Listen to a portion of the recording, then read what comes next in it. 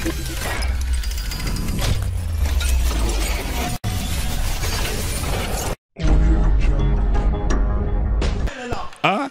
yang ma. Aba ni nyatuma. Ulada na wuli ka jɔ kun ye jumɛn? Ulada na wuli ka jɔ. O b'a ta bi ma fo sinikɛnɛ ambiyan. O ye de CEDEAO n'a bɛ fɔ o ma ko organe prédateur. Au lieu ko olu ka fɛɛrɛ kɛ jamanaden kana degun sɔrɔ, olu bɛ ka jamanadenw degunko de dilan. Donc an y'o de jateminɛ comme u ka sommeil o bɛ daminɛ kalo tile 12 de. Donc an b'a to yan fo kalo tile 12 ka dafa. Ni tile 12 dafara, an kan ka bɔ ni sira min ye, an b'o dɔn, an t'o fɔ mɔgɔ ye, mais an kan ka bɔ ni sira min ye, an b'o dɔn. N'u ye hakilina ɲuman sɔrɔ ka sɔn an ta ma, ka sɔn jamanadenw ta ma, k'a yira ko anw ka stabilité, anw ka sécurité, o bɛ se ka an ka jamanadenw bɛ se ka lakana cogo min. Fagali banbali min bɛ yan, u n'anw ka jɛ k'o kɛlɛ kɛ, ani ko fɛn fɛn bɛ yen, dibidibini ko la, n'u n'an bɛ se ka jɛ k'o kɛlɛ kɛ, an bɛ faamu la. Mais n'u nan'i jɔ k'u bɛ sanction kɛ, k'u bɛ na sanction dɔ kɛ, n'o sanction daminɛna, o sanction mana daminɛ, an b'o lamɛn dɔrɔn dimanche, ni Ala y'o kɛ min ye, an fana kan ka bɔ ni sira min an b'o dɔn. An nakunbaju yɛrɛ y'o de ye, k'a yira an ka autorités fana la, u k'u jija cogo bɛɛ la, jamanaden kana jigilatigɛ, u k'u jija jamanaden jigi kana warun tile kelen. N'a kɛra, o fana kuma wɛrɛ y'an bolo dɛ. Hakɛto b'a la salama. Amba antenne ba. I tɔgɔ ni jamu? Basaro Sila, comité de pilotage de Yɛrɛwolo. Ok, Basaro, wulada na wuli ka jɔ kun ye jumɛn? Bi an ye maliyɛnw wele ka na ko an ka manifester comme CEDEAO y'a kɛ cogoya min na, k'a fɔ k'u bɛna ale maa minnu b'an kunna bi n'o ye autorités ye, k'a fɔ k'u bɛna ale u sanctionner. U sanctionner ka da min kan ko parce que ko sarasu don kelen, u sanctionner fila fana ko ka élection date ni fɛnw fɔ. Donc an ye mɔgɔw wele o de kama ka ɲɛfɔ mɔgɔw ye k'a fɔ que bi Mali filɛ nin ye wagati min na Mali mago bɛ bɛn na, Mali filɛ nin ye wagati min na Mali mago bɛ lakana la, ka na ye k'a fɔ que lakana tɛ yen fɛn tɛ yen, olu k'a fɔ k'olu bɛna o élection ninnu imposer anw da la, anw bolo o t'olu ka baara ye, anw bolo maliyɛnw de kan ka o kuma kɛ, k'a fɔ k'i bɛ ɲangili ta ka se olu ma, tuma dɔ la i b'a ye k'a fɔ olu tɛ ɲangi, peuple maliyɛn de bɛ ɲangi, parce que n'i ye ko k'i bɛ frontière datugu walima n'i y'o k'i bɛ fɔ o bɛ jigi population peuple maliyɛn de kan, an bɔra k'a yir'u la k'a fɔ que an b'an ka ɲɛmɔgɔw fɛ, an b'an ka ɲɛmɔgɔw soutenir, u bɛ sira min kan o y'anw de ka sira ɲinini, n'o ye k'a fɔ ko faransi nɔ b'an ka problème ye, n'o ye de k'u ka partenaire wɛrɛw ɲini mun ni faransi tɛ kelen, o y'anw hakilina de, an bɛ k'o kuma de fɔ san 7 Yɛrɛwolo bɛ k'o kuma de fɔ, donc ka n'a ye ko bi ko bɛ fɛ k'an ɲangi, an y'a ye k'a fɔ ni anw ma u soutenir o ka kɔrɔ ko anw de bɛ nkalon kan, raison pour laquelle an ye mɔgɔw wele maliyɛn bɛɛ lajɛlen, an ka bɔ an ka yɛlɛ mɔgɔw la k'a fɔ an ka autorités kɔ, n'a bɛ kɛ min ye an n'u bɛɛ de b'a a pot casser ta ɲɔgɔn fɛ, donc o de kuma merci beaucoup. I ni ce hakilina na. N b'a ni yakuma ne balimamuso. Tɔgɔ ni jamu? Ne tɔgɔ Fotigi Samake mais mɔgɔw bɛ n wele Pape Ɲame. Pape Ɲame, wulada na wuli ka jɔ kun ye jumɛn? Bi an ka wulibagaw kun ye min ye ka wuli CEDEAO contre la o ye fɔlɔ ye, parce que an ye jateminɛ de kɛ CEDEAO bɛna sigi le 12 an ka jamana contre la, parce que an bɛ transition kɔnɔna la, faso jama dun kɛlen don k'a yɛrɛ transition in de la, maintenant n'a bɛ ɲangini min bi transition kan a b'a bi faso jama de kan, wa faso jama de ye souveraineté bɛ faso jama de bolo, donc o de y'an bɔ kun ye k'a yira communauté internationale ni CEDEAO bɛɛ lajɛlen na k'a fɔ n'u ye sanction bi an faso kan, wa o sanction kelen de b'u ka faso kɔnɔdenw fana sɔrɔ an faso kɔnɔ yan, donc u tɛna se ka na an activiser ka fiɲɛ tigɛ anw n'an ka jamana kɔnɔ k'a sɔrɔ olu bɛ k'u ka jamana kɔnɔdenw na balo an ka jamana kɔnɔ, donc an bɔ kun ye k'a yira faso jama la ani k'a yira communauté internationale na CEDEAO bɛɛ lajɛlen na ko u bɛ ka min kɛ an ɲɛ b'u la wa an b'u kalama, n'u y'a kɛ ŋaniya min b'an kɔnɔ u b'a ye hali a ti mɛn, o de y'an bɔ kun ye. I ni ce. N b'a n'u la. I tɔgɔ ni jamu? Ne ye Sulemani Sidibe, Solo Maliba de la commune 2. Ok, Solo, aw ka bulada na wuli ka jɔ kun ye jumɛn? Wuli ka jɔ kun tɛ dɔwɛrɛ ye o, fɛn kelen dɔrɔn de don. An bɛ wagati min kɔnɔna la bi n'an bɔra an yɛrɛ kalama n'an bɛ k'an yɛrɛ sɔrɔ, o ye Faransi ye hali bi a bɛ k'a bolo ja anw kan na, donc par des sanctions n'o o ko b'u kɔnɔ ko ka sanction ta anw kama, an bɔ kun de ye k'a yira communauté nationale ni internationale bɛɛ lajɛlen na, k'an ka dusumakasa yira ani ka kangari fɛnɛ da k'a yira u la n'u ye sanction fɛn fɛn ta Mali kama, u k'a yira u k'a bila u kunna ko sanction fɛnɛ b'u ka jamanadenw kan anw fɛ yan, u ka feerefɛn u ka fɛn fɛn bɛ yen n'o fana y'anw dala dunfɛn ye o haramuyala anw da kɔnɔ bɔlen kɔfɛ a la, wa k'anw bɛ k'u kɔnɔ anw déterminelen don maintenant jusqu'au sacrifice ultime pour le Mali. An lamɛn ba. Ani su. I tɔgɔ ni jamu? Ne tɔgɔ ko Madame Sisera Ramata Sisoko, Tantira. Tanti ara aya ke e bora fo aklata kana ni koina aklina jumene bi la ni koina bi. Bon ne fait Mali bi yoro min bibi na aka kan nga malien be fra ɲɔgɔn kan. Ko malien be tse ka fra ɲɔgɔn kan na ma malien be wele. Ni mi ko me anye malien be wele ka fra Mali ɲɛmaw kan an ka se ka jamana jɔ. Jamana tse ka jɔ ni mɛ ma ka hakili kelen ye. Mɔgɔ ta ka hakili nu ma sigi ka kuma. O de la an nana ka bɛɛ kuma bɛɛ fɛ ka bɛɛ kunbɛn ni bo an bolow dayɛlɛ la bras ouverts. Wasa an ka se ka fra ɲɔgɔn kan ka se ka an ka jamana ɲɛmaw dɛmɛ. U ka se ka jamana kɛ an sago ye. Ora amune diaspora mo ya adalen bala bi ko fanga be mini bolo Asimi ani Choguel ku be se ka jamana in bɔ nɔgɔ la wa bon anw fɛ Asimi Choguel be se ka bɔ nɔgɔ la na anw fanga ye an'anw hakili na an'anw dusu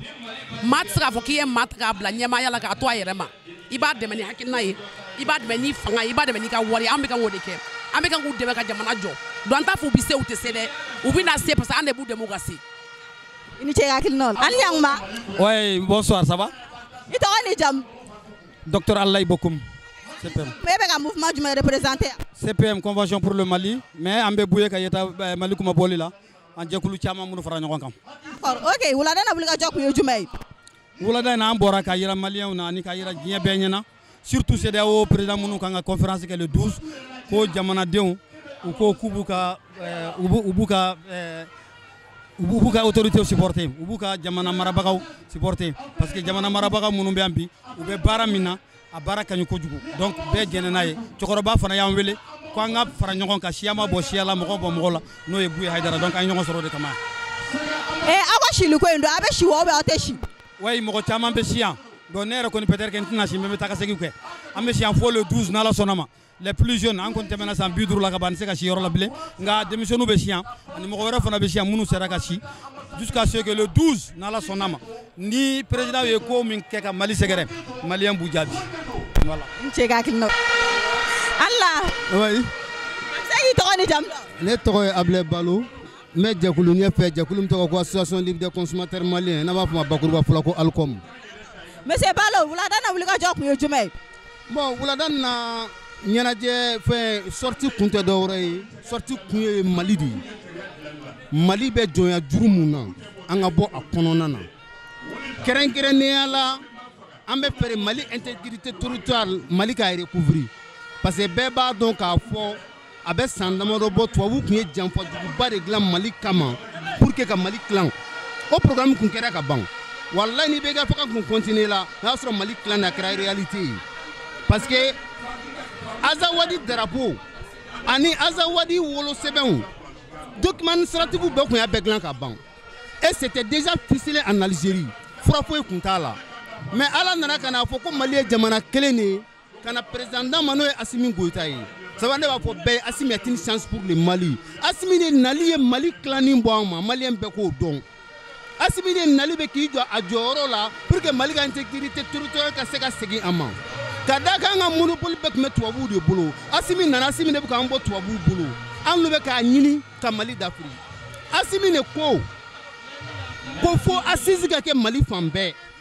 Assimi de ko fo élection ka kɛ Mali fan bɛɛ Mali élection tɛ kɛ Mali dugu kelen na ka Mali dugu kelen to yen assise y'o prévu yira an na ka da kan ne yɛrɛ ka représentant bɛɛ Mali région bɛɛ la Kidal gouverneur ninnu ni Gao ni Nord gouverneur bɛɛ ye ne wele ko ne de ye n ka mɔgɔw désigner ko ne de y'u désigner ça veut dire que assise bɛ kɛ yen n'a ma ɲɛ assise bɛ kɛ yen k'a kɛra Mali fan bɛɛ élection bɛ kɛ o de y'an ka laɲini ye ça veut dire que ne o sera ka kɛ a b'a yira k'a fɔ ko retour de paix définitif bɛ ka na Mali la donc rébellion ma an da la ni gouvernement bɛ ka wuli k'i jɔ a la o bi ban an consommateur bɛ mun kɛlɛ la n'o ye vie chère fana ye ni retour définitif ala paix nana o fana bɛ ban ka da kan sɛnɛ bɛ ka kɛ balo bɛ ka jɛni yɔrɔ bɛ tɛ ka se ka sɛnɛ kɛ samiya ma ɲɛ diɲɛ fan si donc a kɛra crise ye anw ma mais an ka ko bɛɛ luwelen bɛ kɛlɛ mun na Assimi mun nana k'a b'o ŋɔni bɔ maliyɛnw sen na n'an m'o soutenir an bɛ jɔn de soutenir an ye Espérance mouvement démocratique ye yan plus de 30 ans o ma se ka foyi k'a la Assimi nana en moins d'une année a ye exploit min kɛ sur le plan militaire an bɛɛ lajɛlen ɲɛ b'a la c'est pourquoi an bɔra bi k'an bɛ Assimi soutenir ka gouvernement soutenir ka armée soutenir ka Mali institution bɛɛ lajɛlen soutenir Mali yɛrɛ ka lafiya kama donc o y'an bɔkun ye wulada in na et on demande à tous les Maliens de soutenir la nation malienne de soutenir cette transition jusqu'aux victoires finales pas d'élection ni Mali kɛlɛ ma da pas d'élection ni élection tɛ se ka kɛ Mali fan bɛɛ pas d'élection, ni école de secrétaire Mali Fambé. Et avec Assimi, c'est possible. Et ensemble, nous pouvons. Merci, monsieur Ba. Amba anu nyanguma. Togani jam. Alhamdulillah, ne togo Zumana Dante, wafa shakana ka jalike. Okay, shakana ka jalike. Aga ulada na wuliga jo kuye jume. Alhamdulillah, anga wuliga jo ka se boulevard de l'indépendance la, comme ambe ba kolama ka sanga amfani anga karamogo anga shego. Nanda jur mineba anga chokorba nyuma no ebe Haidara malien famba ba mo ko nyoro sirfike ale de wele dabla malien bela jelema ko ka damne corona ka tabla klebe ka tabla bayamba ka tabla sahel ko ambela jele ka wuli ka nyi ba fa chekele ko ka transition soutenir abse ka prolonger chokomina ko ka do faraka donc ode mo ko wele la ode la bi selifana ina ini chega kel no la anyang ma ito ni jam ne to ko Pape Diallo ne yarolo debout sur les remparts Charita mbe mi yeshino kuna fonima ne onyamoko e Papula dana wulika jo kuye jume la ben mi fefla folo mi Francis bala ka aga farli jugu mi nga jamana kan no e ka doruta ko di adamade fatoma wata jambla anga mogonye ku fara ku jeni bo mun be nu deselno ku nyeshi bi anga so sumba parce que anga so josono nu deselno ku nyeshi anga dozoma fouata barang muson dipsonuma kulu fram ni beba dogo o baratugo o farasi abaretugo de donc o dato anye ko kele donc ayo kele de broda flo flana mi ni o CEDEAO mi ni Mali asigi wala sa farafina jamana bunu be oluga se ka yiriwa a jamana ko deun oluga se ka nafa soro donc au CEDEAO midlana au kama au CEDEAO de tara France fait ko ka bré ka en gauche wati bina amene gela ba ko nana donc we garde France ki anku no e embargo ka foko anga nyemro chamambe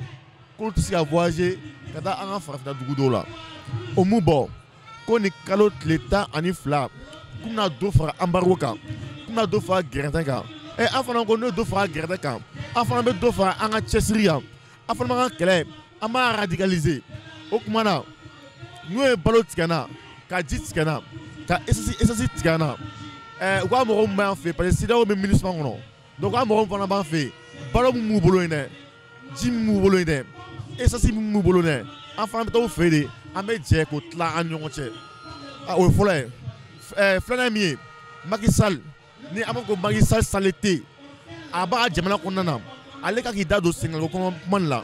aya me so manena ay manamana mi fo kunyashi anga jamana kam na fogo ani Sénégal ay frontière na fogo fédération du Mali fédération Mali Sénégal o sigira o Macky Sall clé ka kuma selo tola ka fogo ni anga mo masi akuma fo mese ko nimisi wasa ko numa élection kuma fo ko na do fara gerta ka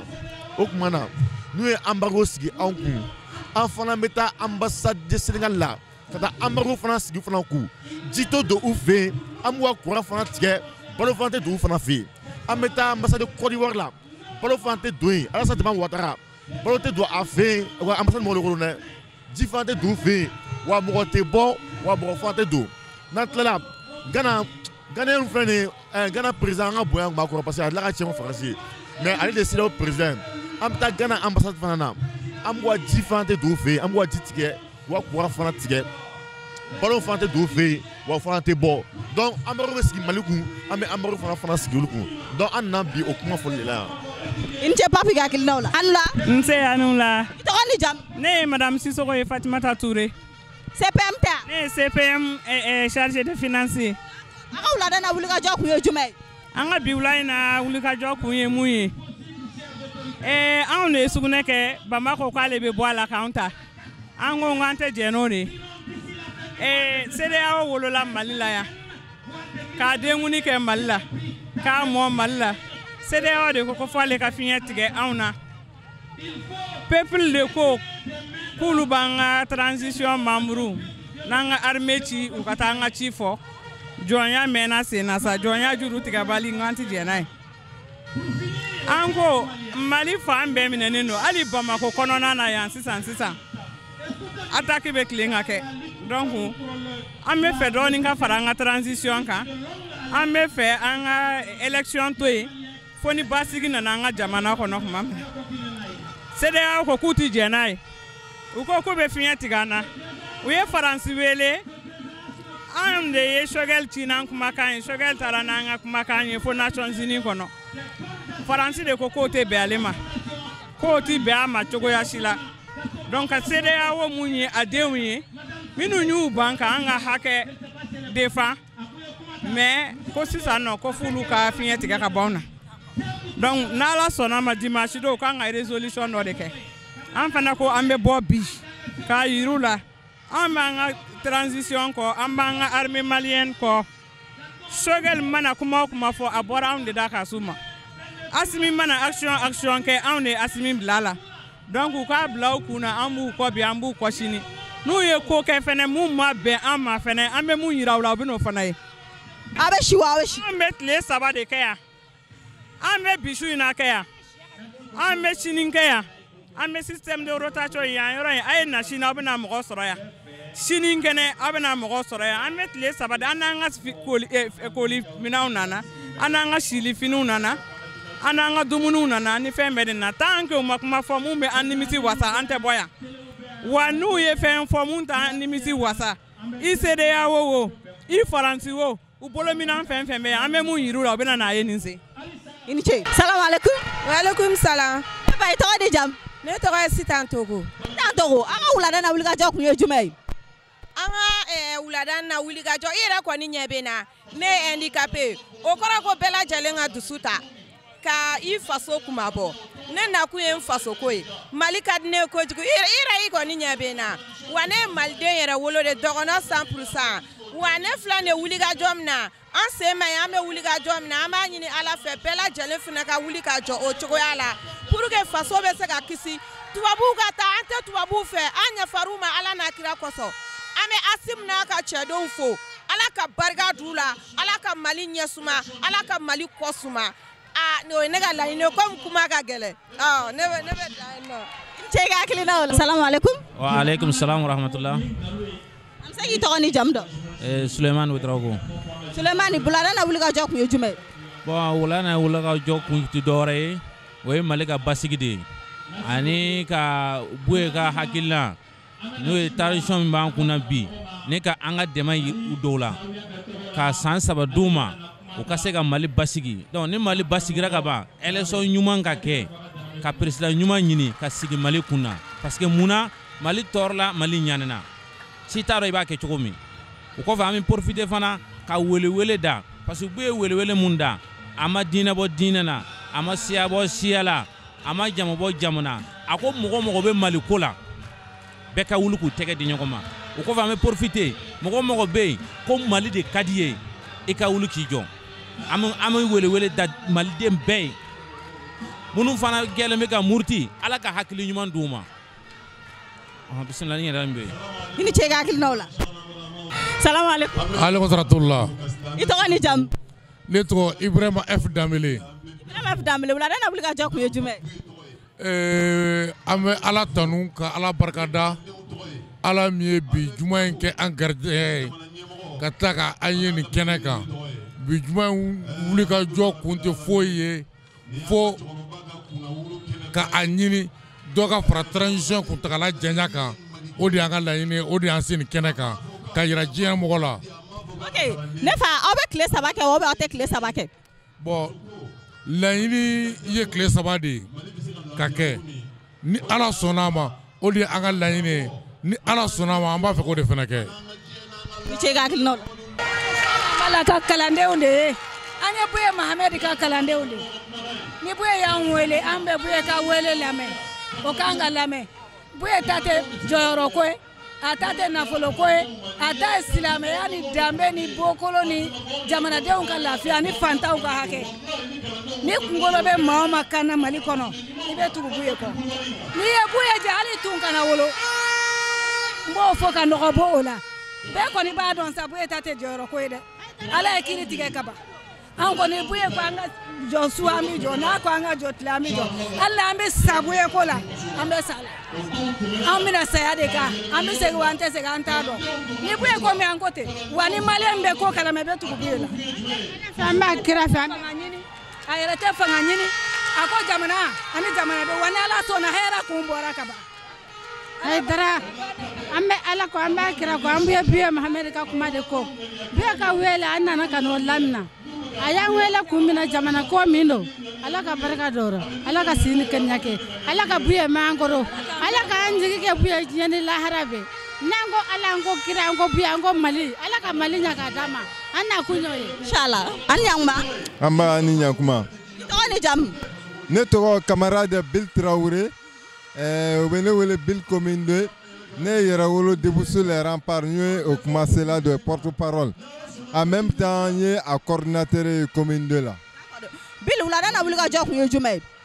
uladana ñoko frangante dowere kayra jema bela jelena ka foko CEDEAO be France ka kofla jegaya muna ka nyeshi Afrique ma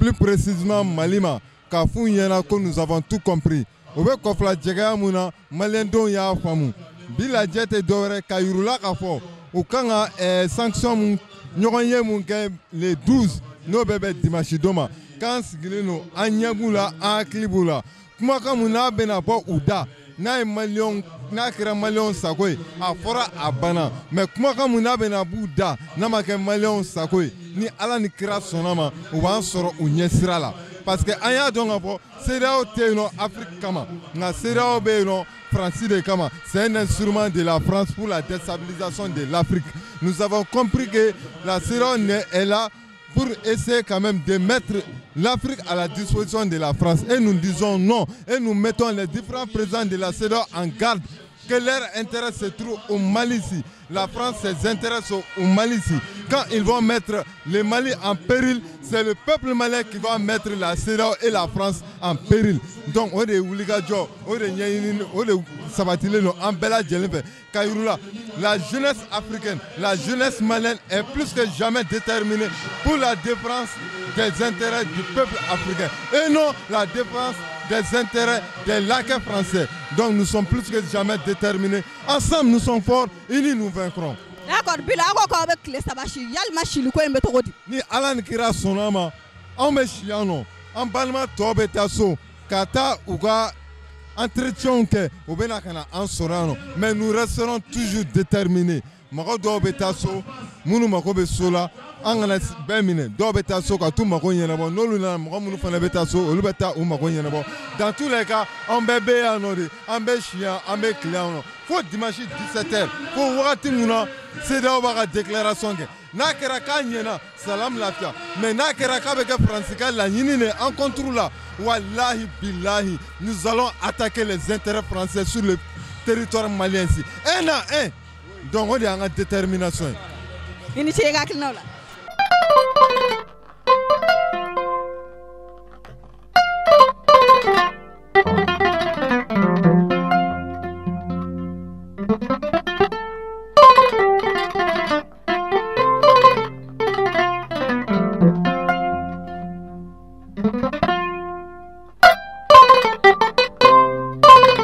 Thank you.